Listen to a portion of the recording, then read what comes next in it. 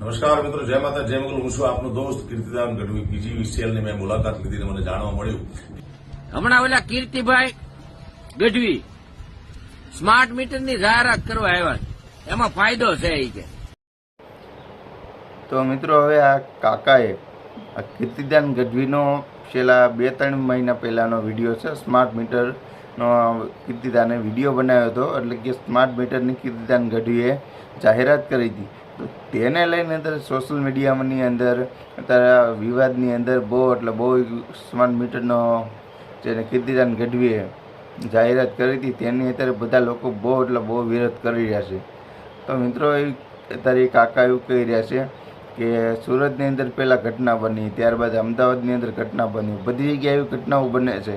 ત્યારે તમને કોઈને ફાયદો નહોતો દેખાતો, અત્યારે કે સ્માર્ટ મીટરની જાહેરાતો કરવા હાલી નીકળ્યા છો કે તમને આજ દિવસ સુધી તમને ફાયદો કાંઈ નથી બીજો દેખાતો કે આટલો નુકસાન થયું, બધા લોકોના જીવ ગયા, ત્યારે તમને કાંઈ વસ્તુ નથી દેખાતું. અત્યારે તમે ફાયદા કરવા હાલી નીકળ્યા છો, સ્માર્ટ મીટરની હેડ કરો છો કે એ કરતા એ કરો ભાઈ કે.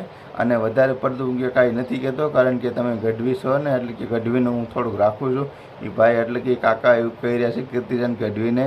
તો મિત્રો, હવે આ સ્માર્ટ મીટરને લઈને મિત્રો ઘણા બધા પ્રશ્નો છે, કારણ કે બધા લોકો અત્યારે સ્માર્ટ મીટરની જે કીર્તિદાન એડ કરી તેને લઈને બધા લોકો અત્યારે રોષે ભરાણા છે. એટલે કે બધા લોકોને આમ નથી સારું લાગતું આ સ્માર્ટ મીટરની એડ કેમ કરી, કારણ કે આ સ્માર્ટ મીટર ઘણી જગ્યાએ બધા એને ગાફલા કરી નાખે છે. એટલે કે 8-8, 9-9 લાખ રૂપિયા મિત્રો આ સ્માર્ટ મીટર બિલ લાવે છે. ઘણી જગ્યાએ મિત્રો ગાફલા કરી નાખેલા છે સ્માર્ટ મીટરે. આપણે ઘણા પણ વિડીયો જોયા છે. તો શું હજી આ કેમ હવે વિવાદ થાય છે, તે બધા વિડીયો જે આવે છે મિત્રો આપણી ચેનલમાં, તો બધા રેગ્યુલર વિડીયો જોવા માટે મારી ચેનલ સબસ્ક્રાઈબ કરો મિત્રો, અને વિડીયો લાઈક કરો અને વિડીયો શેર કરજો કાકાનો, કારણ કે કીર્તિદાન ગઢવીને પણ આ કાકાએ ખખડાવી નાખ્યા છે. તો ચાલો હવે આખો એ કાકાનો વિડીયો જોઈ લો.